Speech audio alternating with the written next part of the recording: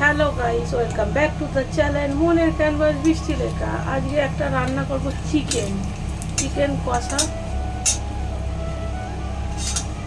তেজপাতা, শুকনো লঙ্কা দিয়ে দিলাম, আর দিয়ে দিলাম অল্প করে এলাচ, লবঙ্গ, দারচিনি আর গোলমরিচ।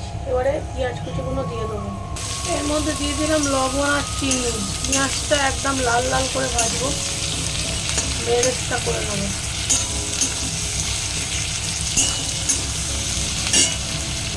তো গাইস, এটা এখন ভালো করে ভাজা হোক একদম লাল লাল করে, তারপরে ফিরে আসছি। এখানে বেরেস্তা হয়ে গেছে, এখানে একটু বেরেস্তা তুলে রেখেছি, আর এখানে বেরেস্তাটা রেখেলাম। আর এই চিকেনটা কাল থেকে শুধু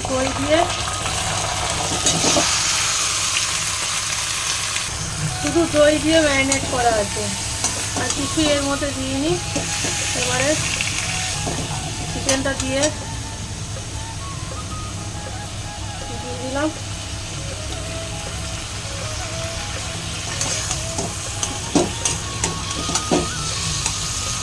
এখানে বাকি যে দইটা ছিল সেটাও দিয়ে ভালো করে মিক্স করে নিই।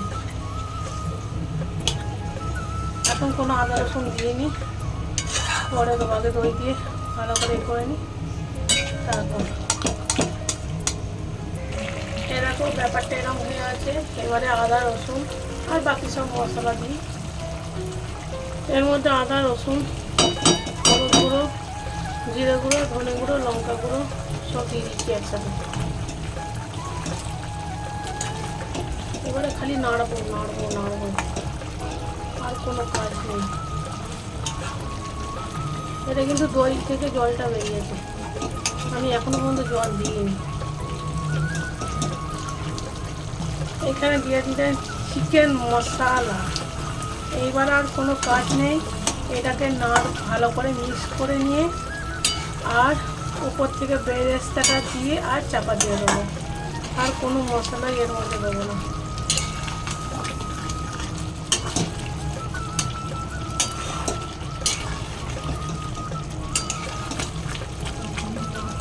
দেখো এটা ফুটছে, আর কিছুই করব না।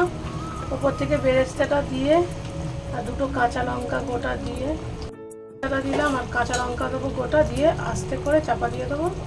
হয়ে গেলে খেয়ে নেবো। দেখো 4টে কাঁচা লঙ্কা দিয়ে দিলাম। এবারে চাপা দিয়ে আস্তে করে দিলাম। এবারে ওপেন করছি।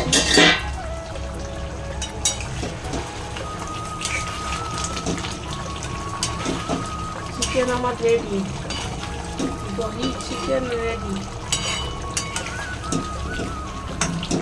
ঝোল ঝোল থাক, ভাত দিয়ে খাবো তো।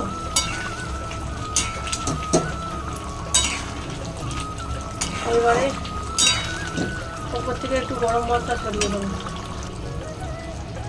এবারে দেখো একটু গরম মশলা দিয়ে এবার গ্যাস অফ করে দেবো।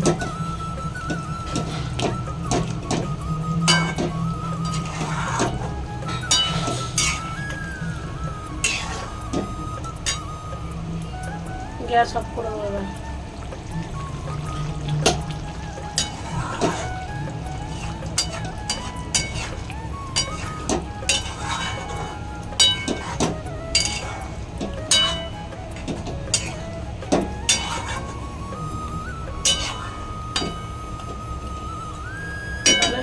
দই চিকেন ডান। সো গাইস, আমার দই চিকেন একদম রেডি। ব্যাপারটা এরকম এসে দাঁড়িয়েছে, দেখে নাও।